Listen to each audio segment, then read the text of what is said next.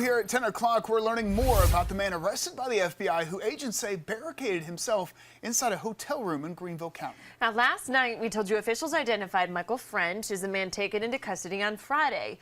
He's charged with interstate transmission of threatening communications and cyber stalking.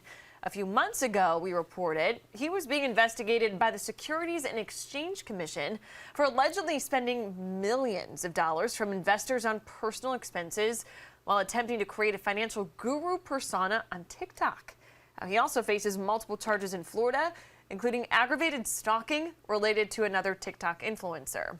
Now, this leads us to what happened last week. According to an affidavit and a criminal complaint from the FBI, the documents say last year a woman met French on TikTok and they started a relationship. It was back in April. The victim traveled from out of state to visit French in Pendleton. While there, the victim reportedly learned about the SEC investigation. French then allegedly told her he was innocent. The complaint says the victim ended their relationship and went back home. Officials say French tried to contact the victim using multiple social media accounts and phone numbers and harassed her. The victim was granted a temporary restraining order. The documents accuse French of sending the victim a package with fake documents claiming to be from a lawyer, showing French was no longer being investigated.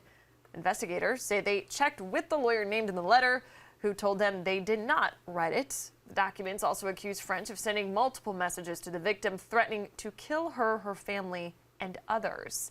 This all came to a head on Friday when FBI agents say they found out French was at a hotel along Beacon Drive and Pelham Road. Agents made contact with him. That's when officials say he showed them a gun and threatened to harm himself. It led to that big scene we brought to you as breaking news that night. Crisis negotiators and SWAT were called in to secure that area as that hotel was evacuated.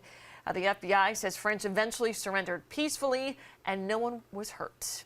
Now, French is expected in court for an appearance Thursday. We'll keep you updated as we learn more about that investigation.